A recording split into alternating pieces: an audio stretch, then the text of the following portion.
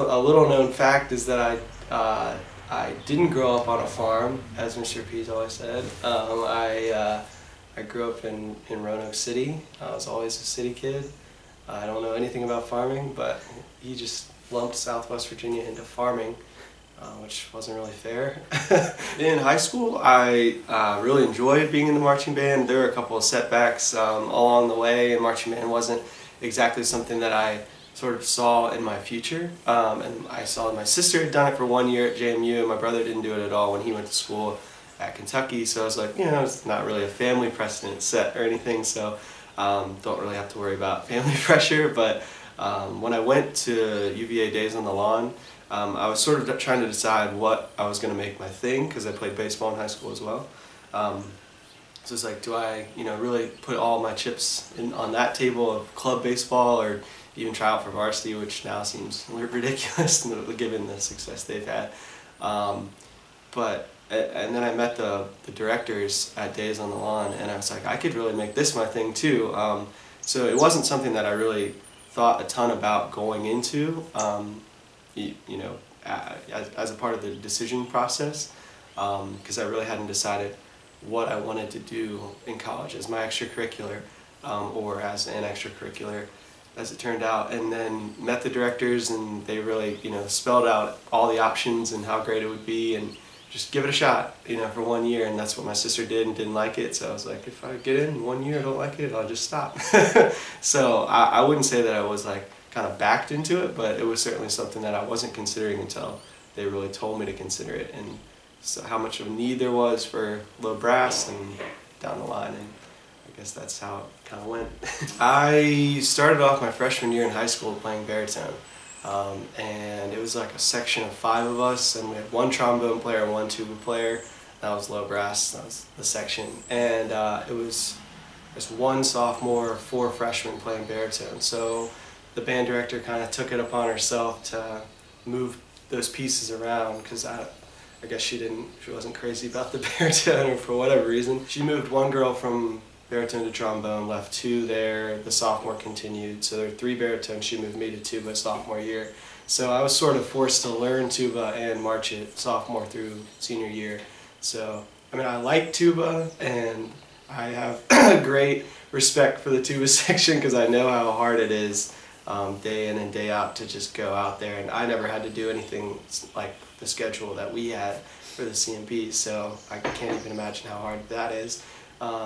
And then I just decided when I got to UVA, I was going to go back to my roots and play the baritone. I think it was a central part. It became more of a central part as I got older and progressed up in leadership in the band. But I think for me, from the beginning, the band gives you a group of friends, the 1st, 2nd through 4th through Kyle Craig, like all the way up to whatever year he was when I first came in, 6th year I think.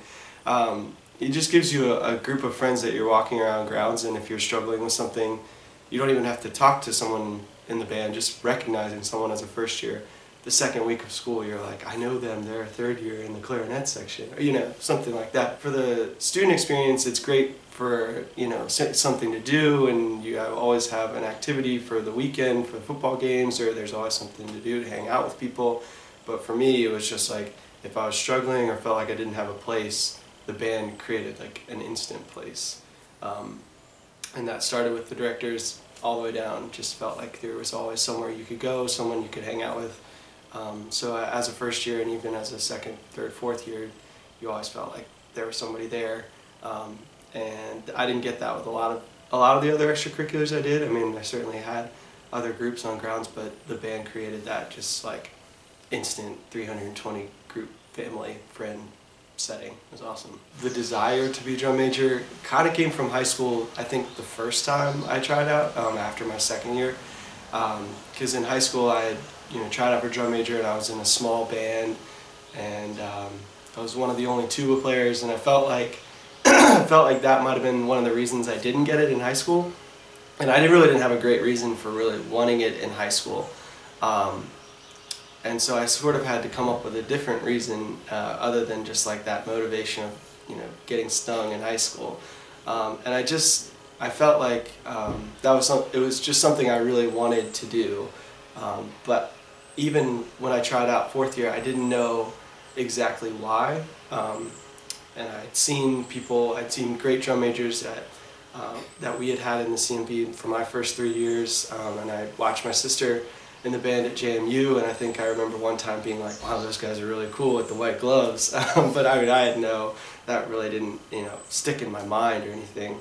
So I just felt like, it was something that I wanted to do, and I wanted to see how I could, contribute to the experience. And I think, like you were saying, just the highest leadership position in the band, it was just something that I wanted to do. And I wanted to try my hand at it. And I was fortunate enough to be selected, and once I got it, it was just like, it was not completely different than what I was expecting, but it was just so much more than I was expecting, and I'm so thankful to have, I guess it was Cameron Ludit and Aurelia Corzan and Steph Bell as the team, because I certainly couldn't have done it without them. I mean, they had all had drum major experience. They had, led championship bands in the past, and I had no experience. Only conducting I'd ever done was in my car. So, I just really had no idea what I was doing there. And I felt like we all came together, and really, we started off, we all wanted to do everything, and then as the season progressed, we were like, you can do this really well, and I can do this really well, and you two can do this really well, and it just started to fall into place as a team. And as far as like being in that position, I think it was one thing that the director said in one of our meetings was that you're no more above the band than any other time that you were in the band. So the idea that your position doesn't put you over anyone else, and you don't have any more say than anyone else. I mean, you may have a little bit more access to certain decisions, but you can never think of yourself as above anyone else, because everyone's role in the band is critical. So that was really important for us to hear, because we relied so heavily on the leadership teams in each section. We relied heavily on people that weren't on leadership, and relied heavily on the first-year members of each section, just getting everyone's input and making sure everyone was on board the best we could.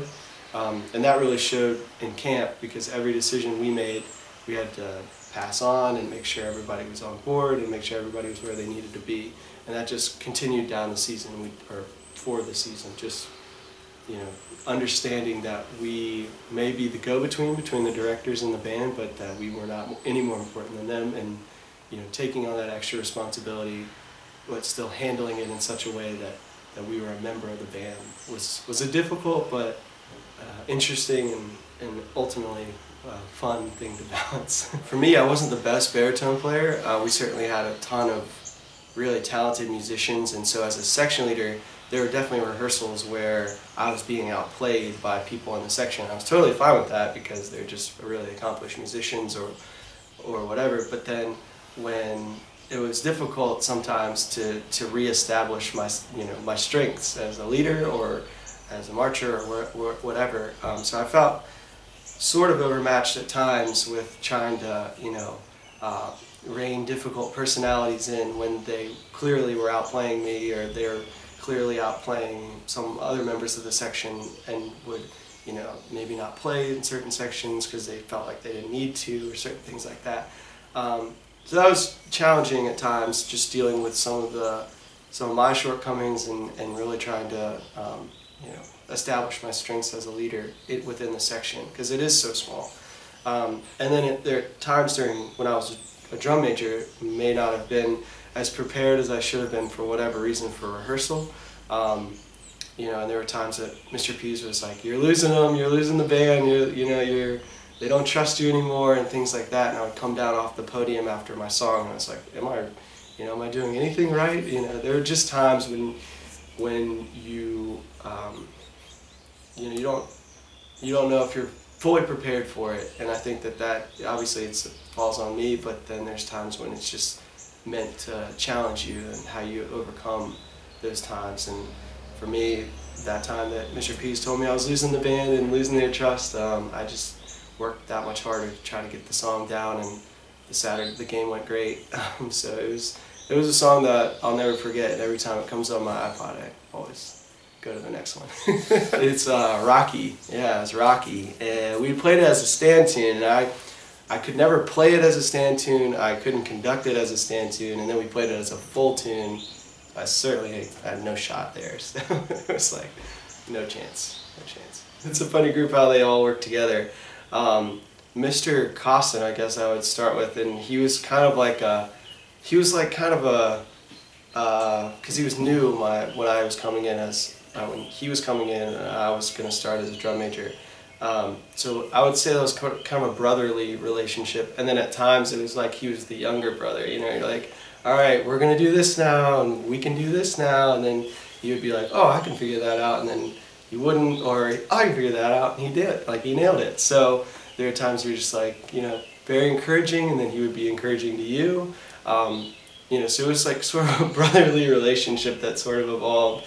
And I would say similarly with Mr. Idzier, he was, you know, Mr. Idzier was probably like my closest relationship out of the four of them for my first 3 years, just because of how closely he worked with the low brass, how much he worked with the baritone section specifically.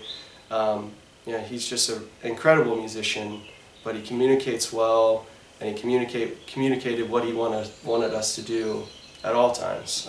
So that was, you know, just a relationship that it was like a mentor almost in a lot of ways, because he would, you know, help me with my playing, help me with, you know, how to communicate what ideas I needed to get across to the section. He and Alice Dahlstream both were, you know, extremely helpful in that, because they, you know, were both very talented musicians and helped me really, you know, address the section. Mr. Cook is kind of like, that's a tough relationship. I mean, there were times that you're just like best friends with Mr. Cook, and then there were times that he was just like crazy all over you. And it was the same with Mr. Pease, but a little bit more extreme with Mr. Cook, that he would go so back and forth like that. So maybe a little bit like crazy uncle or something, I don't know. I mean, he was just like, he's so fun, he's so fun to be around, he's a funny guy, likes baseball, we could always talk about that. And then there were times that he was like, I can't believe you just did that, or I can't believe you would think to do that, or something like that. So it was just a fun relationship to try to really establish that dynamic with, like, when he was really crazy upset with you, and when he was really, really proud, and that, you know, there were more times that he was really proud of us as a team than when he was upset with us. And then as far as Mr. Pease, I think it's pretty set that he was like sort of the father of the team. He was always keeping those three in line, Idzier, Costin, and Cook, and then keeping us three, the drum majors, in line, and then the whole band, obviously. And he had some really wise moments, and then he had some times when it was like a little bit, what are you talking about? But that's just the way he was. And just a really great leader, really passionate, but really, really proud of everything that we did, and really everything he told us and wanted us to do was motivated by him wanting us to succeed, and that was always clear, so it was always easy to do what he wanted and do what he said in a lot of ways, because you knew that you know, his motivation was wanting us to succeed as a band, as personally as a drum major, the team of us as drum majors, the leadership team, everyone. He just wanted everyone to succeed and, you know, put on the best performance that we could do. And I think a way that I really got to know them was sort of late, but it was when I was in my 4th year, and Mr. Pease was talking about playing basketball, or Mr. Cook, one of them, and said that they got together every once in a while with a group of trumpet players, and Michael Dong played, Mike Riley played, so it was, you know, just different guys, trumpets section mostly, that played basketball with them at North Grounds. So just seeing their personalities and the way that Mr. Pease yelled at them when they missed shots, or different things like that, and yeah, just getting to know them in a way that wasn't, you know, directly related to band was really a cool opportunity.